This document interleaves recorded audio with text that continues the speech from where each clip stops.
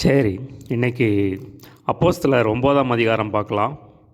So அதில் பார்த்திங்கன்னா இது 4ஆம் பகுதி சரிங்களா. 9ஆம் அதிகாரத்துலேருந்து 12ஆம் அதிகாரம் வரைக்கும் பேதுருவின் ஊழியம் சரிங்களா. இது வந்து 4ஆம் பகுதி பேதுருவின் ஊழியம் சரிங்களா. இதில் வந்து ஃபஸ்ட்டு கொஞ்சம் மட்டும் சவுல் பற்றி வரும், அதுக்கப்புறம் பேதுருவின் ஊழியம் தான் போட்டிருக்கும் சரிங்களா. ஸோ அதில் பார்த்திங்கன்னா முதல் 9 வசனங்கள் ஒரு பகுதி, இந்த 4ஆம் வசனத்தை தலைப்பாக போட்டுக்கலாம். 4ஆம் வசனத்தில் சவுலே சவுலே நீ என்னை ஏன் துன்பப்படுத்துகிறாய், அதை வேணால் தலைப்பாக போட்டு வச்சுக்கோங்க சரிங்களா. முதல் 9 வசனங்கள் ஒரு பகுதி, அதை 4ஆம் வசனத்தை தலைப்பாக போட்டு வச்சுக்கோங்க. முதல் வசனம் வாசிக்கிறேன். சவுல் என்பவன் இன்னும் கர்த்தருடைய ஸ்ரீஷரை பயம்படுத்தி கொலை செய்யும்படி சீறி பிரதான ஆசாரியரிடத்திற்கு போய் இந்த மார்க்கத்தாராகிய புருஷரையாகிலும் ஸ்திரீயாகிலும் தான் கண்டுபிடித்தால் அவர்களை கட்டி எருசலேமுக்கு கொண்டு வரும்படி தமஸ்கு உள்ள ஜெபாலயங்களுக்கு நிருபங்களை கேட்டு வாங்கினான்.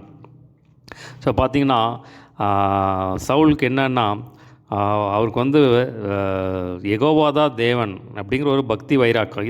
யாரா இது புதுசாக வந்து இயேசுன்னு யாரோ ஒருத்தர் சொல்கிறாங்களே அப்படின்னு சொல்லி, என்னடா புதுவான ஒரு காரியம் வருது அப்படின்னு சொல்லி அவருக்கு பயங்கரமாக ஒரு பக்தி வைராக்கியம் பாருங்கள்.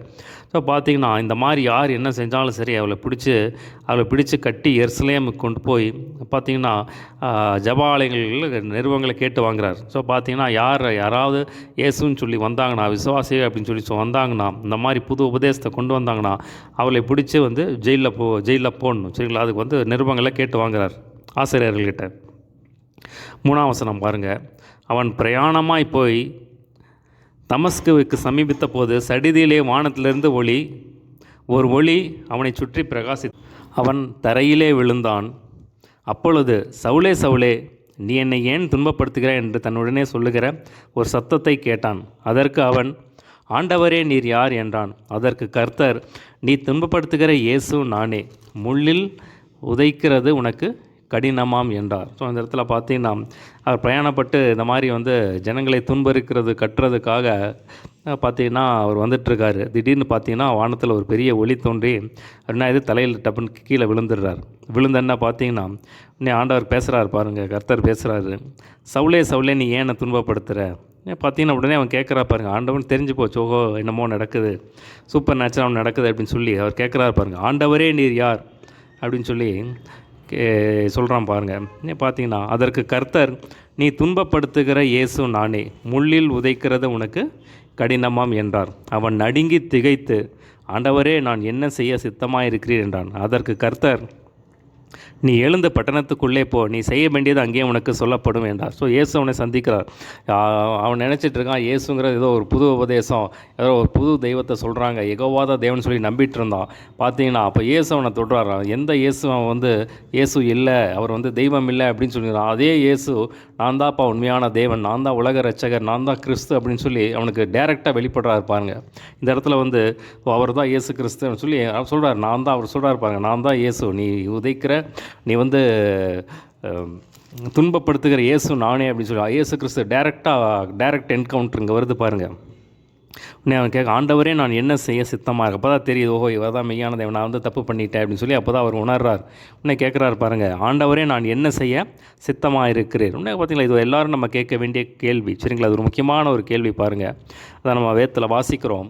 உங்கள் அழைப்பையும் தெரிந்து கொள்ளுதலையும் உறுதியாக்கும்படி ஜாக்கிரதையாக இருங்கள், நீங்கள் இப்படி செய்தால் ஒரு நாளும் இடறுவதில்லை. ஸோ எல்லோரும் நம்ம ஆண்டவரை நோக்கி கேட்க வேண்டிய கேள்வி சரிங்களா.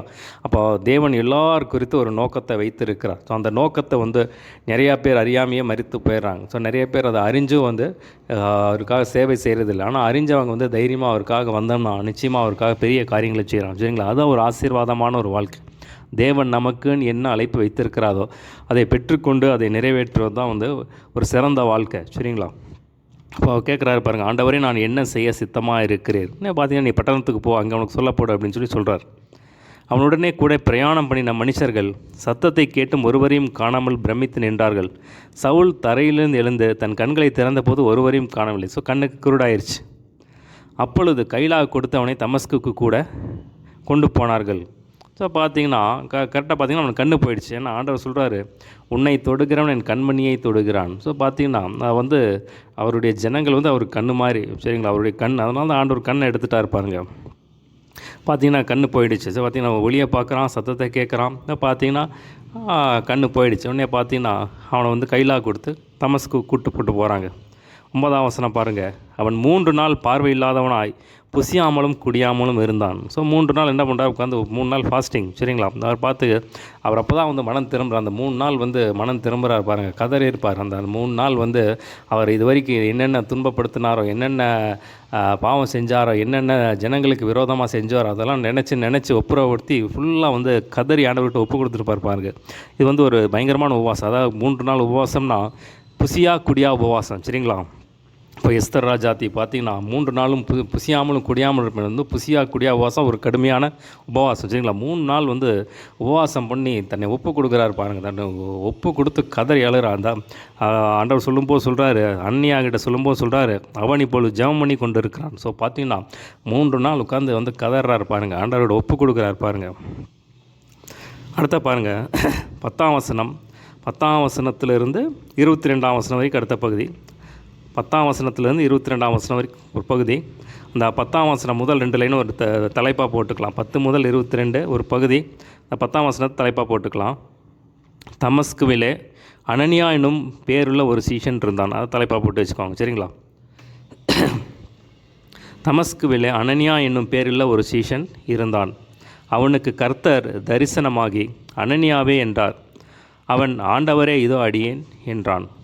அப்பொழுது கர்த்தர், நீ எழுந்து நேர்த்தெரு எனப்பட்ட தெருவுக்கு போய் யூதாவின் வீட்டிலே தர்சு பட்டணத்தனாகிய சவுல் என்னும் பேரில் ஒருவனை தேடு, அவன் இப்பொழுது ஜெபம் பண்ணுகிறான். ஸோ ஆண்டை பார்த்து அவன் சொல்கிறார் பாருங்கள். இந்த இடத்துல பாருங்கள், அனனியான் பேரில் சீஷனுக்கு தேவன் வந்து காட்சி அளிக்கிறார். காட்சி அளித்து அவர் சொல்கிறார் பாருங்கள், நீ எழுந்து நேர்த்தெரு எனப்பட்ட தெருவுக்கு போ. ஸோ தெரு பேரை சொல்கிறாரு. யூதாவின் வீட்டிலே தர்சு பட்டணத்தான். ஸோ எந்த பட்டணம்னு சொல்லி பட்டணத்து பேரை சொல்கிறாரு. சவுல் என்பவனை தேடு, பேரையும் சொல்கிறார். சொல்லுங்கள், பேரை சொல்கிறாரு, பட்டணத்தை சொல்கிறாரு, தெருவு பேரை சொல்கிறார். நீ போய் அவனை தேடு, அவன் இப்போ ஜெபம் பண்ணிக்கிட்டு இருக்கான் அப்படின்னு சொல்லி சொல்கிறாரு. ஸோ இது வந்து பார்த்திங்கன்னா ஒரு வரம். சரிங்களா? அறிவை உணர்த்தும் வசனமாகிய வரம் அப்படின்னு சொல்லி இந்த அறிவை உணர்த்தும் வசனமாகிய அந்த வரம் இருந்துச்சுன்னா ஆண்டவர் இதெல்லாம் ஒருத்தருடைய பேரை வெளிப்படுத்துவார், அவரை பற்றின காரியங்களை வெளிப்படுத்துவார், அவருடைய பேக்ரவுண்டை வெளிப்படுத்துவார். ஒரு தெருவு பேரை சொல்கிறது, ஒரு பட்டணத்தை பேரை சொல்கிறது, இதெல்லாம் பார்த்திங்கன்னா அறிவை உணர்த்தும் வசனமாகிய அந்த வரத்தின் மூலமாக அந்த வரம் எப்படி கிரீசினா அதில் ஒரு பகுதி தான் இது. சரிங்களா? அனனியா என்னும் பேருள்ள ஒரு மனுஷன் தன்னிடத்தில் வரவும் தான் பார்வையடைவும் தன் மேல் கையை வைக்கவும் தரிசனம் கண்டான் என்றார். ஸோ பார்த்திங்கன்னா வந்து ஏற்கனவே வந்து தரிசனம் கொடுத்துருக்கேன் நான். அவன் அதில் வந்து அனனியாங்கிற ஒருத்தர் வருவார், அவர் வந்து கை வச்சேன்னா வந்து அவர் பார்வை வந்துடும் அப்படிங்கிற தரிசனம் பெற்றிருக்காரு. அதனால் வந்து நீ போ அப்படின்னு சொல்லி ஆண்டவர் அனுப்புகிறார். அதற்கு அனனியா, ஆண்டவரே, இந்த மனுஷன் எருசலேமில் உள்ள உம்முடைய பரிசுத்தவான்களுக்கு எத்தனையோ பொல்லாங்களை செய்தான் என்று அவனை குறித்து அநேகரால் கேள்விப்பட்டிருக்கிறேன். இங்கேயும் உம்முடைய நாமத்தை தொழுது கொள்கிற யாவரையும் கட்டும்படி அவன் பிரதான ஆசாரியர்களால் அதிகாரம் பெற்றிருக்கிறான் என்றான். ஸோ இங்கேயே ஏற்கனவே அவன் நிறையா துன்பப்படுத்தியிருக்கான்னு சொல்லி நிறைய கேள்விப்பட்டிருக்கேன். இங்கேயும் வந்து அவன் வந்துட்டான். இங்கேயும் வந்து பார்த்திங்கன்னா இங்கேயும் நிறைய பேரை துன்பப்படுத்துக்க நிருபங்களை வாங்கியிருக்கான் அப்படின்னு சொல்லி சொல்கிறார். 15ஆம் வசனம் பாருங்கள். அதற்கு கர்த்தர், நீ போ, அவன் புறஜாதிகளுக்கும் ராஜாக்களுக்கும் இஸ்ரவேல் புத்திரருக்கும் என்னுடைய நாமத்தை அறிவிக்கிறதுக்காக நான் தெரிந்து கொண்ட பாத்திரமாக இருக்கிறான். அவன் என்னுடைய நாமத்து நிமித்தம் எவ்வளவாய் பாடுபட வேண்டும் என்பதை நான் அவனுக்கு காண்பிப்பேன் என்றார். ஸோ ஆண்டவர் சொல்கிறாரு, நீ கவலைப்பட வேண்டாம், பயப்படாத, நீ போ. பார்த்தீங்கன்னா அவன் வந்து நான் தெரிந்து கொண்ட பாத்திரம், அவன் எவ்வளவாய் பாடுபடணும்னு சொல்லி அவனுக்கு காண்பிப்பேன் அப்படின்னு சொல்லி அவனை அனுப்புகிறார். அப்பொழுது அனனியா போய் வீட்டுக்குள் பிரவேசித்து அவன் மேல் கைகளை வைத்து, சகோதரனாகிய சவுலே, நீ வந்த வழியிலே உனக்கு தரிசனமான இயேசுவாகிய கர்த்தர் நீ பார்வையடையும்படிக்கும் பரிசுத்தாவினால் நிரப்பப்படும்படிக்கும் என்னை அனுப்பினார் என்றான். உடனே அவன் கண்களிலிருந்து மீன் செதில்கள் போன்றவைகள் விழுந்தது. உடனே வச்சு அவர் கை வச்சு ஜெபம் பண்ணுறாரு. உடனே பார்த்தீங்கன்னா மீன் செதில்கள் போன்ற காரியங்கள் விழுது.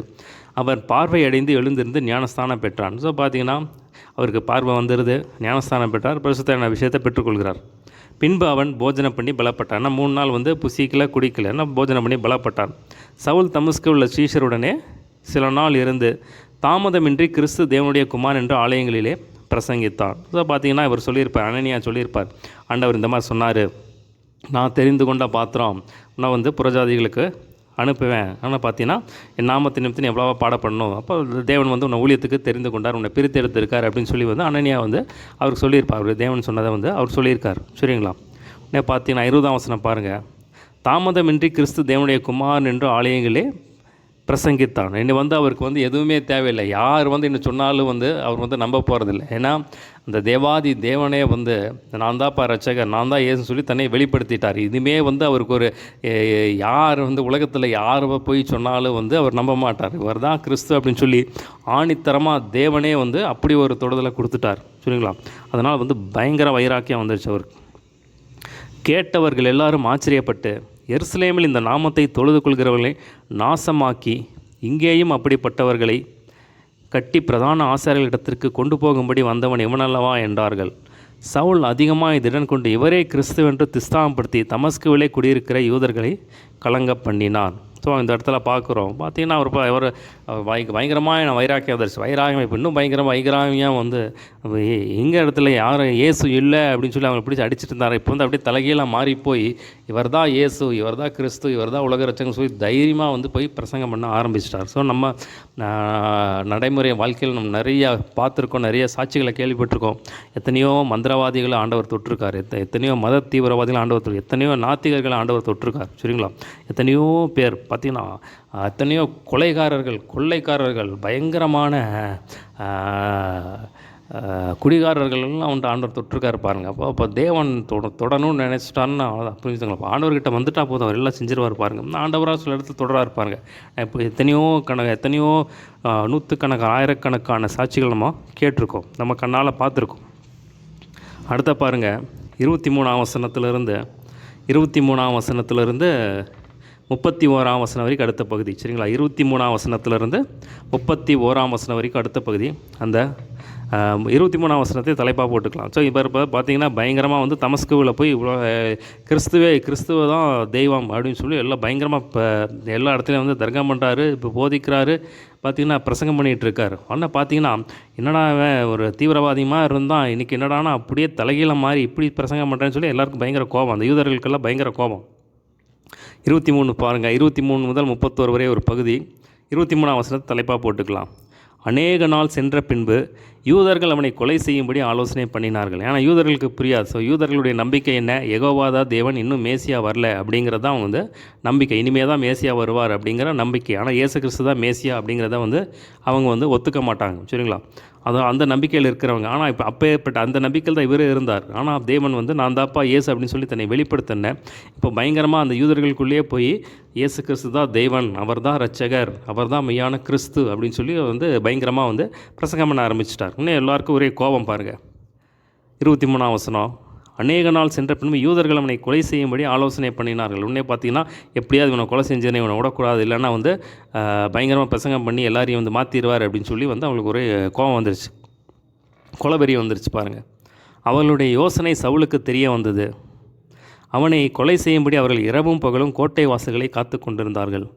சீஷர்கள் ராத்திரியிலே அவனை கூட்டிக் கொண்டு போய் ஒரு கூடையிலே வைத்து மதில் வழியாய் இறக்கி விட்டார்கள். ஸோ பார்த்தீங்கன்னா இந்த இடத்துல பார்த்தீங்கன்னா அவர் மேலே வந்து தேவனுடைய கிருபை இருக்குது, தேவனுடைய அழைப்பு இருக்குது. ஸோ அந்த அழைப்பு முடிகிற வரைக்கும் யாருமே எதுவுமே செய்ய முடியாது. ஸோ சவுலுக்கு வந்து தெரிய வந்துருச்சு. ஸோ பார்த்தீங்கன்னா இவர் வந்து தமஸ்குவில் இருக்கார். தமஸ்கு கோட்டை அது அந்த காலத்துலலாம் பார்த்தீங்கன்னா ஒரு மதில் மாதிரி இருக்கும். அந்த மதிலில் வந்து ஒரு மெயின் கேட் ஒன்று இருக்கும். அந்த மெயின் கேட்டில் வச்சு காத்துட்ருக்காங்க. ஆனால் அந்த மதில்களுக்கு மேலே பார்த்தீங்கன்னா நிறைய வீடுகள் இருக்கும். அந்த வீடுகள் பார்த்திங்கன்னா நிறைய ஜன்னல்கள் எல்லாம் இருக்கும். அந்த ஜன்னல் வழியாக வந்து இவங்க என்ன பண்ணுறாங்க, இறக்கி விட்டுறாங்க. ஸோ பார்த்திங்கன்னா தெரிஞ்சு ராத்திரியில் கொண்டு போய் சீஷர்கள் ராத்திரியில் அவனை கூட்டி கொண்டு போய் ஒரு கூடையிலே வைத்து மதில் வழியாக இறக்கி விட்டார்கள். ஸோ மெயின் கேட் இல்லாமல் சைடு வழியாக வந்து அவங்க நைட்டு வந்து இறக்கி விட்டுறாங்கன்னு யாருக்கும் தெரியாது. சவுல் எருசலேமுக்கு வந்து ஸோ பார்த்திங்கன்னா அங்கேருந்து தமஸ்குவிலேருந்து எருசலேமுக்கு அனுப்பி விட்டுறாங்க. சவுல் எருசலேமுக்கு வந்து சீஷருடனே சேர்ந்து கொள்ள பார்த்தான். அவர்கள் அவனை சீஷர் என்று நம்பாமல் எல்லோருக்கும் அவனுக்கு பயந்திருந்தார்கள். ஸோ முன்னாடி நம்ம வசனத்தில் பார்க்குறோம். ஸோ பார்த்திங்கன்னா தமஸ்குவிலேருந்து இப்போ எங்கே வந்துடுறார் அப்படின்னா எருசலேமுக்கு வந்துடுறார். ஸோ இதை பார்த்திங்கன்னா அநேகர் பார்த்திங்கன்னா தாவீது பார்த்திங்கன்னா இப்படி தான் வந்து காட்டில் அலைஞ்சிட்டு இருக்காரு. சவுல் எத்தனையோ முயற்சி பண்ணுறாரு. சவுல் எப்படியாவது அந்த நான் சொல்கிறது வந்து பழைய ஏற்பாட்டு சவுல் பார்த்திங்கன்னா சவுல் ராஜா அந்த தாவீதை பிடிக்கணும் அப்படின்னு சொல்லி எத்தனையோ முயற்சி பண்ணுறாரு. ஆனால் பார்த்திங்கன்னா தேவன் வந்து அவர் மேலே ஒரு அபிஷேகம் இருக்குது, ஒரு அழைப்பு இருந்துச்சு. அதை நிறைவேற்ற வரைக்கும் தேவன் வந்து அவர் வந்து ஒப்பு கொடுக்கல. தாவீதை வந்து சவுல் கையில் வந்து அந்த சவுல் ராஜா கையில் வந்து ஒப்பு கொடுக்கல. அதை நம்ம பார்க்குறோம். அதே மாதிரி பார்த்திங்கன்னா இயேசு கிறிஸ்துவ என்ன பண்ண முடியல. இந்த பிரதான ஆசாரியர்கள் அவங்கெல்லாம் பார்த்தீங்கன்னா அவங்க கூட்டமெல்லாம் அவரை பிடிக்கணும், கொலை செய்யணும்னு நினச்சாங்க. ஆனால் அவருடைய வேலை வர வரைக்கும் வந்து யாருமே அவர் மேலே வந்து கை போட முடியல. சரிங்களா? அப்போ பார்த்தீங்கன்னா அதே மாதிரி தான் இந்த சவுல் மேலே ஒரு அழைப்பு இருக்குது. சரிங்களா? அப்போ அந்த அழைப்பு நிறைவேறுகிற வரை யாரும் வந்து கை வைக்க முடியாது. அதான் வேதம் சொல்லுது, உங்கள் தலையில் இருக்கிற மயிரெல்லாம் எண்ணப்பட்டிருக்கிறது அப்படின்னு சொல்லி ஆண்டவர் சொல்கிறார் பாருங்கள். தலையில் இருக்கிற மயிரெல்லாம் எண்ணப்பட்டிருக்கிறது. ஸோ அவர் தெரியாமல் ஒரு முடியை கூட யாரும் வந்து எடுக்க முடியாது பாருங்கள். ஸோ தேவன் எப்படியா பாதுகாக்கிறார் அப்படின்னு சொல்லி நம்ம அந்த இடத்துல பார்க்குறோம். 26ஆம் வசனம் பாருங்கள். சவுல் எருசலேமுக்கு வந்து சீஷருடனே சேர்ந்து கொள்ள பார்த்தான். அவர்கள் அவனை சீஷன் என்று நம்பாமல் எல்லோரும் அவனுக்கு பயந்திருந்தாங்க.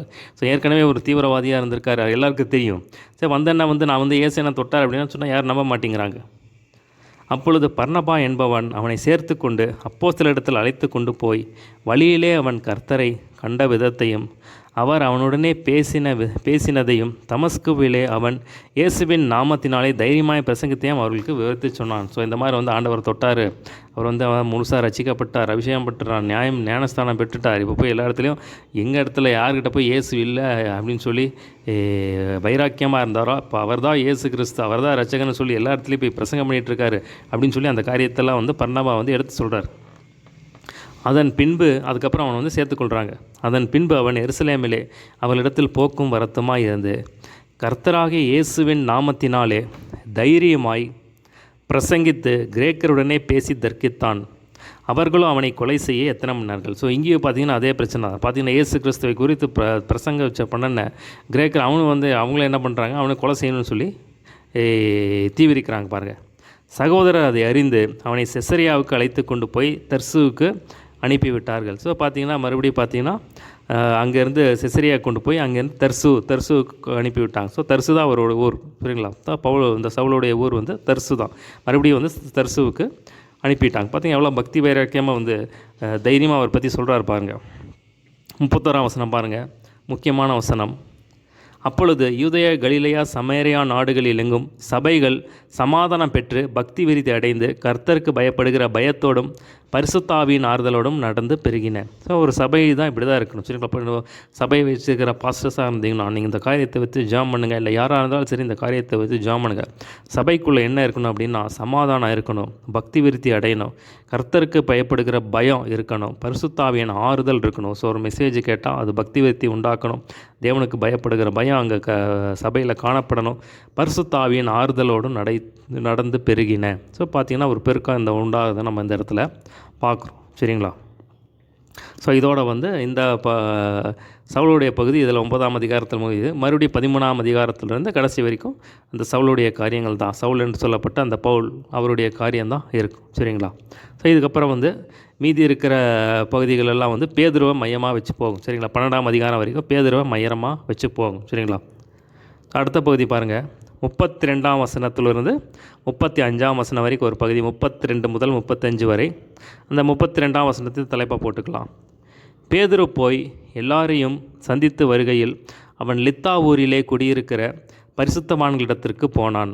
அதை தலைப்பாக போட்டு வச்சுக்கோங்க. சரிங்களா?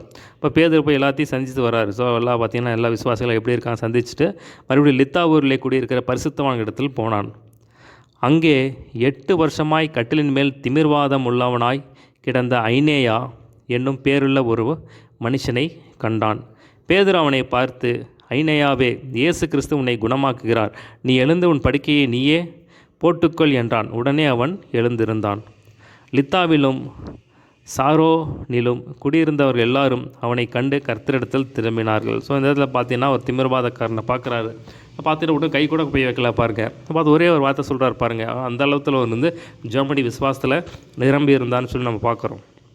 ஒரே ஒரு வார்த்தை தான், 8 வருஷமாய் கட்டிலின் மேல் கிடந்த திமிர்பாதம் உள்ளவன ஐனேயா என்னும் பேருள்ள மனுஷனை கண்டு, ஐனாவே, இயேசு கிறிஸ்து உன்னை குணமாக்குறான், நீ எழுந்து உன் படுக்கையை நீயே போட்டுக்கணும். உடனே அவன் எழுந்திரிச்சா அவனுக்கு வந்து ஒரு அற்புதம் நடக்குது. அதை பார்த்தேன்னா லித்தாவிலும் சாரோனிலும் குடியிருந்தவர்கள் எல்லாரும் அவனை கண்டு கர்த்தரிடத்தில் திரும்பினார்கள். ஸோ அந்த அற்புதத்தை பார்த்து அநேகர் வந்து ரட்சிக்கப்படுறதை நம்ம பார்க்குறோம். அதனால் அற்புத அடையாளங்கள் காலத்தில் ரொம்ப முக்கியம் பாருங்கள், சரிங்களா? ஒரு அற்புதத்தை பார்த்தாங்கன்னா ஜனங்கள் மனம் திரும்பி, ஓ இவர் தான் மெய்யான தேவன் அப்படின்னு சொல்லி தேவனிடத்தில் வர்றதுக்கு அது வந்து பெரிய ஒரு ஒரு பெரிய காரியமாக இருக்குது. அதுதான் நம்ம வேதத்தில் பார்க்குறோம். கர்த்தர் அவர்களுடனே கூட கிரியை நடப்பித்து வசனத்தை உறுதிப்படுத்தினார் அப்படின்னு சொல்லி நம்ம கர்த்தர் கிரியை நடப்பிக்கணும், சரிங்களா? அதுக்கு நம்ம ஒப்பு கொடுத்தோம்னா போதும், ஆண்டவர் பிரியமாக நம்ம நடந்தோம்னா போதும், நம்ம விசுவாசத்தில் நிரம்பி இருந்தோம்னா போதும். பாருங்கள், ஆண்டவர் நம்மளையும் பயன்படுத்த வல்லமை உள்ளவராக இருக்கிறோம், சரிங்களா? இப்போ தேவன் வந்து பச்சைப்பாதம் உள்ளவர் இல்லை. அடுத்த பாருங்கள், இன்னொரு அற்புதம் நடக்குது. அடுத்த பகுதி 36ஆம் வசனத்திலிருந்து 43ஆம் வசனம் வரைக்கும் அடுத்த பகுதி, 36 முதல் 43 வரை கடைசி பகுதி. அந்த 36ஆம் வசனத்தை தலைப்பாக போட்டுக்கலாம். யோப்பா பட்டணத்திலே கிரேக்கு பாஷையிலே தொற்கால் என்னும் அர்த்தங்கொள்ளும் தபீத்தாள் என்னும் பேருடைய ஒரு ஷீஷி இருந்தாள். ஸோ அது வேணால் தலைப்பாக போட்டு வச்சுக்கோங்க, சரிங்களா? ஸோ யோப்பா பட்டணத்தில் தபீத்தாள் என்னும் ஷீஷி இருக்கான். அவள் நற்கிரியைகளையும் தர்மங்களையும் மிகுதியாய் செய்து கொண்டு வந்தாள். ஸோ நம்ம ஏற்கனவே நம்ம கொர்நேலி அப்படிங்கிற ஒருத்தர் இருக்கார். ஸோ அவர் பார்த்திங்கன்னா மிஞ்சின தான தர்மங்களை செஞ்சதை நம்ம வேதத்தில் நம்ம பார்க்க முடியும். அதான் பார்த்திங்கன்னா இது இன்னொரு ஷீஷி, சரிங்களா? இன்னொரு ஷீஷி பார்த்திங்கன்னா அவன் நற்கிரியைகளையும் தர்மங்களையும் மிகுதியான தர்மங்களையும் நற்கிரியைகளையும் செய்து வந்த சொல்லி வேதம் இவ்வளோ பற்றி சொல்கிறத நம்ம இந்த இடத்துல பார்க்குறோம். அதான் நம்ம வேதத்தில் வாசிக்கிறோம். நன்மை செய்யவும் தான தர்மம் பண்ணவும் மறவாதிருங்கள், இப்படிப்பட்ட பலிகளின் மேல் தேவன் பிரியமாக இருக்கிறார் அப்படின்னு சொல்லி வேதத்தில் வாசிக்கிறோம். ஸோ இந்த நன்மை செய்கிறது, தான தர்மம் பண்ணுறது வந்து தேவனுக்கு ரொம்ப பிரியமான ஒரு காரியம் பாருங்கள். அந்நாட்களில் அவள் வியாதிப்பட்டு மரணமடைந்தாள். அவளை குளிப்பாட்டி மேல் வீட்டிலே கிடத்தி வைத்தார்கள். ஸோ பார்த்திங்கன்னா அவன் மரித்து போயிட்டா, வியாதி அடைந்து மரித்து போயிட்டான். குளிப்பாட்டி மேல் வீட்டில் வச்சுருக்காங்க. யோப்பா பட்டணம் லித்தா ஊருக்கு சமீபமானபடியினாலே பேதுரு அவ்விடத்தில் இருக்கிறார் என்று சீஷர்கள் கேள்விப்பட்டு தாமதம் இல்லாமல் தங்களிடத்தில் வர வேண்டும் என்று சொல்லும்படி 2 மனுஷரை அவரிடத்திற்கு அனுப்பினார்கள். பேதுரு எழுந்து அவளுடனே கூட போனான். ஸோ அவர் வந்து யோப்பா பட்டம் வந்து அந்த லித்தா பட்டணம் பக்கத்தில் தான் இருக்குது. உடனே பார்த்திங்கன்னா லித்தா பட்டணத்தில் தான் வந்து பேதுரு இருக்கார். அதனால் வந்து உடனே போய் அவரை கூட்டுவாங்க அப்படின்னு சொல்லி 2 பேர் அனுப்புகிறாங்க. உடனே போய் அவர் 2 பேர் போய் அவரை கூப்பிடுறாங்க. உடனே பேதுரு அவரோடு போட போகிறார். பேதுரு எழுந்து அவர்களுடனே கூட போனான். அவன் போய் சேர்ந்த பொழுது அவர்கள் அவளை மேன் வீட்டுக்கு அழைத்து கொண்டு போனார்கள். அப்பொழுது விதவைகள் எல்லாரும் அழுது தொற்கால் தங்களுடனே கூட இருக்கையில் செய்திருந்த அங்கிகளையும் வஸ்திரங்களையும் காண்பித்து அவனை சூழ்ந்து நின்றார்கள். பேதுரு எல்லாரையும் வெளியே போகச் செய்து முழங்கால் படியிட்டு ஜெபம் பண்ணி பிரேதத்தின் புறமாக திரும்பி தபித்தாளே எழுந்திரு என்றான். அப்பொழுது அவள் தன் கண்களை திறந்து பேதுருவை பார்த்து உட்கார்ந்தாள். அவன் அவளுக்கு கை கொடுத்து அவளை எழுந்திருக்க பண்ணி பரிசுத்தவான்களையும் விதவைகளையும் அழைத்து அவளை உயிரோடு இருக்கிறவர்களாக அவளுக்கு கொண்டு நிறுத்தினான். இது யோப்பா பட்டணம் எங்கும் தெரிய வந்தது. அப்பொழுது அநேகர் கர்த்தரிடத்தில் விசுவாசம் உள்ளவர்களானார்கள். ஸோ இந்த இடத்துல நம்ம பார்க்குறோம், ஒரு மரித்த சடலத்தை உயிரோடு எழுப்புறார். ஸோ ஏன்னா பார்த்திங்கன்னா இயேசு கிறிஸ்துவோட இவர் போய் இயேசு கிறிஸ்து நிறையா மரித்தவர்கள் எழுப்புனதை இவர் வந்து பார்த்துருக்கார். ஸோ அதே மாதிரி வந்து இவரை செய்கிறார் பாருங்கள். இவர் அதே மாதிரி ஜெபத்தில் தரித்திருந்து பார்த்திங்கன்னா உயிரோடு எழுப்புறது நம்ம இந்த இடத்துல பார்க்குறோம் பாருங்கள். ஸோ பார்த்திங்கன்னா இது யோப்பா பட்டணம் எங்கும் தெரிய வந்தது. அப்பொழுது அநேகர் கர்த்தரிடத்தில் விசுவாசம் உள்ளவர்கள். பின்பு அவன் யோப்பா பட்டணத்திலே தோல் பதவியுடனாகிய சீமோன் என்னும் ஒருவனிடத்தில் அநேக நாள் தங்கி இருந்தான். ஸோ பார்த்திங்கன்னா மறுபடியும் யோப்பா பட்டணத்தில் வந்து அங்கே சீமோன்கிற வீட்டில் வந்து நிறைய நாள் தங்கியிருக்கார். இந்த இடத்துல பார்த்திங்கன்னா அதை பார்த்து யோப்பா பட்டணம் எங்கும் தெரிய வந்தது, அநேகர் கருத்திடத்தில் விசுவாசம் உள்ளவர் ஆனார்கள். ஸோ பார்த்திங்கன்னா யோப்பா பட்டணத்தில் ஒரு எழுப்புதல் பாருங்கள். அதுக்கு முன்னாடி பார்த்திங்கன்னா லித்தா பட்டணத்தில் ஒரு இடத்துல, இப்போ யோப்பா பட்டணத்தில் ஒரு எழுப்புதல். ஸோ பார்த்திங்கன்னா அற்புத அடையாளம் நடக்குது. பார்த்தோன்னா ஜனங்கள் அப்படியே வர்றாங்க பாருங்கள். ஏன்னா அந்த சாவுக்கு வந்தவங்களெல்லாம் தெரியும், அவங்க வந்து மரித்து போயிட்டான்னு சொல்லி தெரியும். இப்போ பார்த்திங்கன்னா இந்த மாதிரி கேள்விப்படுறாங்க. இப்போ மரித்த ஒரு பெண் உயிரோடு எந்திரிச்சிட்டா அப்படின்னு பார்த்தேன்னே, அப்போ தேவன் மட்டும்தான் உயிரை கொடுக்குறவர், உயிரை கொடுக்கும் அவரால் தான் முடியும், உயிரை எடுக்கிறது அவரால் தான் முடியும், சரிங்களா? இப்போ மரித்த பணத்தை யார் எழுப்ப முடியும்னா தேவனால் மட்டும்தான் முடியும். சரி, பார்த்தீங்கன்னா அவங்க விசுவாசிக்கிறாங்க. அப்போ இவர் தான் ரட்சகர், இவர் தான் கிறிஸ்து, இவர் தான் மேசியா, இவர் தான் மெய்யான தெய்வம்னு சொல்லி அவங்க வந்து ரட்சிக்கப்பட்டு விசுவாசிகளானார்கள்னு சொல்லி நம்ம வந்து இந்த இடத்துல பார்க்குறோம். ஸோ பார்த்தீங்கன்னா அந்த நம்ம மத்தேயு 10:8 நம்ம வாசிக்கிறோம். ஆண்டவர் சொல்கிறாரு, வியாதியஸ்தர்களை சொஸ்தமாக்குங்கள், பிசாசுகளை துரத்துங்கள், குஷ்டரோகிகளை சுத்தம் பண்ணுங்கள், மரித்தோரை எழுப்புங்கள். ஆண்டவர் கட்டளை கொடுக்குறார், இதெல்லாம் செய்யுங்கன்னு சொல்லி கட்டளை கொடுக்குறார். இலவசமாய் பெற்றீர்கள், இலவசமாய் கொடுங்கள் அப்படின்னு சொல்லி சொல்கிறார். நம்ம வேதத்தில் வாசிக்கிறோம், தேவன் பட்சபாதமாக உள்ளவர் அல்ல, அவர் நேற்றும் இன்றும் என்றும் மாறாதவராக இருக்கிறான்னு சொல்லி பார்க்குறோம். ஸோ பார்த்தீங்கன்னா ஆண்டவர்கிட்ட கேட்கணும் பாருங்கள், இதெல்லாம் நம்ம வாஞ்சிக்கணும்.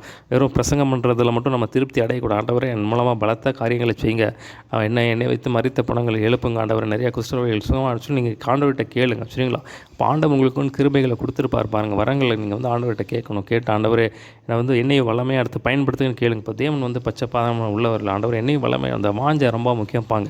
வாஞ்சை நரவு தான் வந்து வரங்களின் அளவு. ஸோ இப்போ ஆண்டவர்கிட்ட கேட்கணும், ஆண்டவர் என்னையும் வல்லமையாக எடுத்து பயன்படுத்துங்கன்னு சொல்லும்போது ஆண்டவர் வந்து கண்டிப்பாக செய்ய வல்லவராக இருக்கிறோம், சரிங்களா? அப்போ நமக்கு கொடுக்கப்பட்ட கிருபைகள் வந்து தேவனுக்காக வந்து நீங்கள் பயன்படுத்துங்க. தேவன் வந்து அதன் மூலம் தேவன் நாமும் மகிமைப்படும், தேவ ராஜ்யம் வந்து கட்டப்படும் பாருங்கள். 9ஆம் அதிகாரத்தில் நம்ம அநேக காரியங்களை பார்த்தோம்.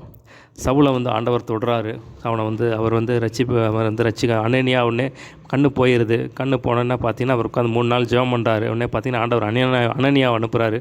அனனியா போய் ஜெபம் பண்ணோன்னே அவர் வந்து கண் வந்துடுது. உடனே பார்த்தீங்கன்னா கண் வந்தது, மறுபடியும் வந்து அவர் பரிசுத்தாவின் அபிஷேகத்தை பெற்றுக்கொள்கிறார், ஞானஸ்தானம் பெற்றுக்கொள்கிறார். உடனே பார்த்தீங்கன்னா மறுபடியும் வந்து பயங்கரமாக பிரசங்கம் பண்ணுறார். உடனே பிரசங்கம் பண்ணோன்னே எல்லாம் கொலை செய்யணும்னு சொல்லி யூதர்கள் திட்டம் பண்ணுறாங்க. உடனே பார்த்தீங்கன்னா தமஸ்குவில் இருந்து அவங்க வந்து எருசலேமுக்கு அனுப்பிடுறாங்க. ஸோ அதான் நம்ம பார்த்தோம். தமஸ்குவில் இருந்து அவங்க வந்து எருசலேமுக்கு அவரை அனுப்பிடுறாங்க.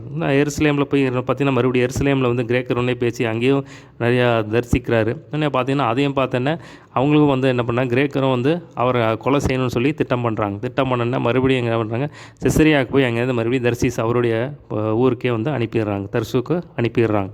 பார்த்தீங்கன்னா சபைகள் வந்து சமாதானம் பெற்று பக்தி விருத்தி அடைந்து கர்த்தருக்கு பயப்படுகிற பயத்தோடும் பரிசுத்தாவின் ஆறுதலோடும் பெருகினது அப்படின்னு சொல்லி நம்ம பார்த்தோம். அடுத்து பார்த்தீங்கன்னா பேதுரு செய்த 2 அற்புதத்தை நம்ம பார்க்குறோம். பேதுரு வந்து ஐனேயா அப்படிங்கிறவர் திமிர்வாத 8 வருஷமாக கட்டில் கிடந்த ஐனேயாவை சுகமாக்குகிறார். இப்போ பார்த்திங்கன்னா அவ்வளோ விசுவாசத்தில் நிரம்பி இருந்தார் அப்படின்னு சொல்லி நம்ம பார்த்தோம். அடுத்து பார்த்திங்கன்னா தபித்தாள் என்னும் சீஷியை வந்து மரித்து போயிடலாம், அவரை வந்து உயிரோடு எழுப்புறார் அப்படின்னு சொல்லி அவரே வந்து தேவன் வந்து அவர் மூலமாக எழுப்பினார் அப்படின்னு சொல்லி நம்ம பார்த்தோம், சரிங்களா? ஸோ அதான் நம்ம இந்த 9ஆம் அதிகாரத்தில் பார்த்தோம், சரிங்களா? ஸோ ஒரு சின்ன ஜெபம் பண்ணி முடிச்சிடலாம். ஏசப்பா நன்றி அப்பா, நீரே மெய்யான இரட்சகர் என்பதை நீர் ஒவ்வொரு இடத்துலையும் விளங்க செய்கிறீர், அதுக்காக நமக்கு நன்றி செலுத்துகிறோம். ஏசப்பா நீர் எங்களை எதற்காக தெரிந்து கொண்டீரோ, நீர் உம்முடைய ஜனங்களை அழைக்கப்பட்டவர்களை பாதுகாக்கிறீர், அதுக்காக நன்றி செலுத்துகிறோம். ஆண்டவரே எங்களை எதற்காக அழைத்தீரோ அதை நாங்கள் செய்ய கர்த்தர் கிருபை செய்ய வேண்டும்படியாய் ஜெபிக்கிறேனப்பா. நீர் எங்களையும் எடுத்து வல்லமையாக பயன்படுத்த வேண்டும்படியாய் ஜெபிக்கிறேன். எங்கள் ஓட்டத்தை வெற்றிகரமாக முடிக்க கிருபை செய்யும். இயேசுவின் நாமத்தில் எல்லாவற்றையும் கேட்குறோம் ஜெபம் நல்ல பிதாவே, ஆமேன்.